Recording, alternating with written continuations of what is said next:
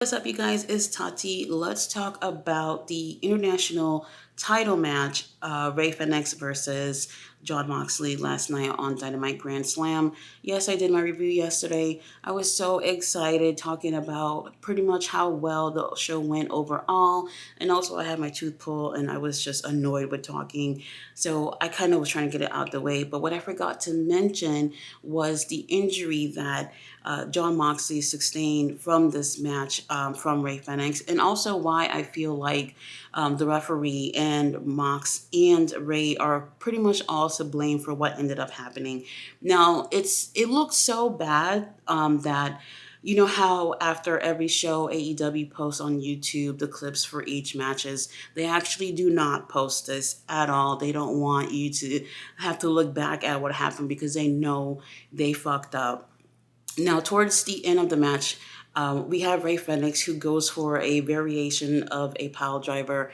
And when you do a pile driver, you need to protect your opponent's head and make sure that their head never actually touches the ground because they can end up having a head injury, a neck injury, something that can be life ending, life altering. And when it comes to professional wrestling, the number one rule is however you and your opponent go into this match is how you guys want to leave this match. Sure, you're going to get hurt, bumps and bruises or whatever, but you don't want to have any life altering injuries where you may never get back in that ring or you may never be able to move again.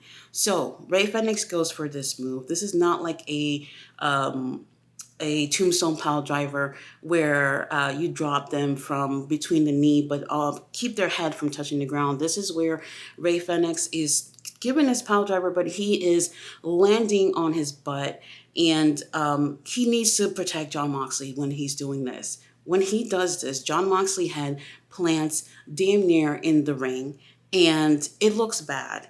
Now, what ends up happening is that Ray, he lays him down and goes for the pin. The referee is counting 1, 2, and he's about to hit 3, and he realized that Moxley is not going to kick out. Moxley is not moving at all.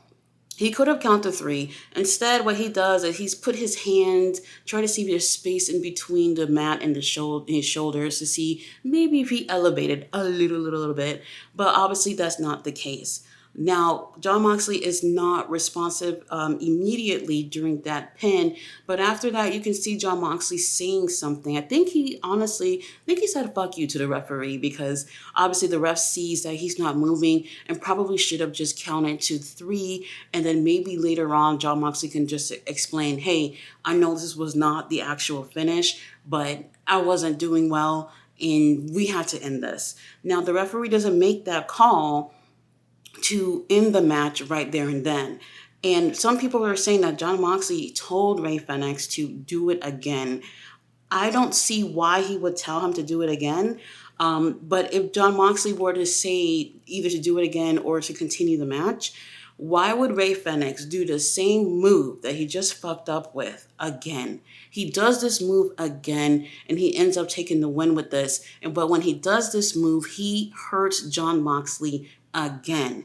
The referee, I believe, should have made the original call and just calling off the match. Someone like Jon Moxley is prideful and probably would have been like, let's continue this with another finisher so that the ref wouldn't have to call off the match and there wouldn't be no clear winner, and maybe the title could end up being vacated if Jon Moxley's injury was severe enough. So I guess Moxley made that call to at least do another move so they can end up finishing this match since the ref did not count to 3. So that's what ends up happening, and Ray Fenix botched that move again, hurting Jon Moxley. And you can really see when the ref counts to 3 this time, when Ray wins, he looks absolutely, genuinely surprised about winning and obviously gaining the international title. That's all good enough for you, whatever. But at the end of the day, you get in that ring and you want to be as careful as possible. In this case, you have to have common sense and you have to have good judgment here.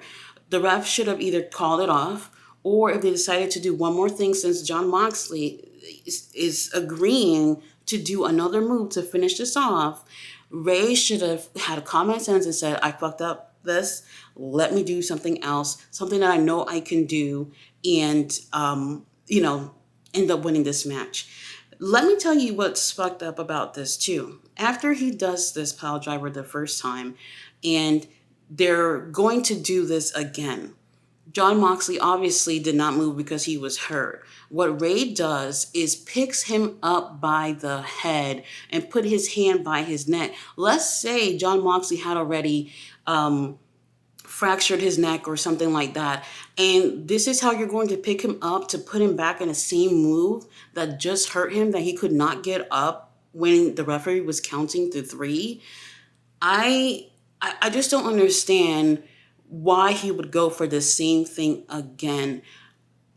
So today, it's September now. Last September, I got into a car accident and I fractured my neck. Okay. Pretty much nobody knew about that. I did mention that one time in my video. And I'm telling you, it is not a good thing to experience. I fractured my C6 and my C5. Until this day, it's been slightly over a year. There are certain things that I can't do like I used to do before, even after going to rehab and everything, and thank God not needing surgery. And there's certain things that you just know, hey, I'm in the ring with somebody. I look like I hurt his neck, because Ray Phoenix knows that Jon Moxley head hits the ground, because you're holding on to him. You can tell, despite not having to look at it like how the audience sees it, you know he landed on his neck. And instead of taking initiative to, let me do something else, you go ahead and do the same thing. And the same thing ends up happening again. And after this, the referees and the doctors are all looking at Jon Moxley throughout the end of the match and through the commercial. And Jon Moxley gets up on his own and make it to the back. But it doesn't mean that he's not injured just because he's able to get up on his own. Most wrestlers would prefer to get up on their own despite how injured they are, because it's a pride thing. And I totally understand. In a way, it is stupid, but I understand when you think about their egos and their pride as to why he would want to get up on his own rather than needing assistance or whatever. So that ends up happening. And to be honest, the referee, he should have been smart, because referee, despite if things are not going to plan, he has to make good judgment and say, somebody's hurt, put the X up, and the doctors and whatever have to come and see it. Even if it turns out to be nothing in the end, they still have to use that judgment, even if the show is not going to plan. And I'm really disappointed that that did not end up happening. Now, later on, we do have Adam Cole, who comes out during MJF's match. And during that match, he's walking down the ramp and he seems to have gotten hurt and hurt his leg. Later on after the show, he is in crutches.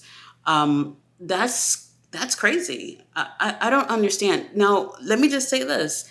The ramp that they use when they go to the Arthur Ashe Stadium is that elevated ramp where it connects directly to the ring. It's at level with the ring. And I hate this ramp. And this ramp has turned out to be problematic before.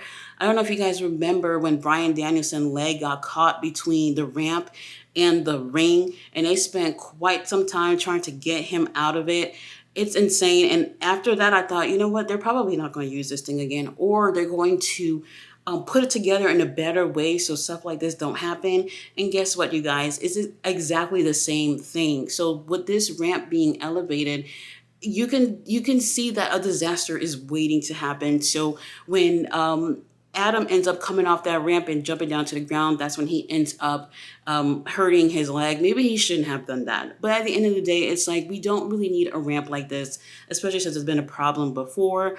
Now, people are worried because Wrestle Dream is on August 1st, and they're worried that we're not going to see the tag team match with Adam Cole and MJF versus somebody. Who are they going against? I don't remember.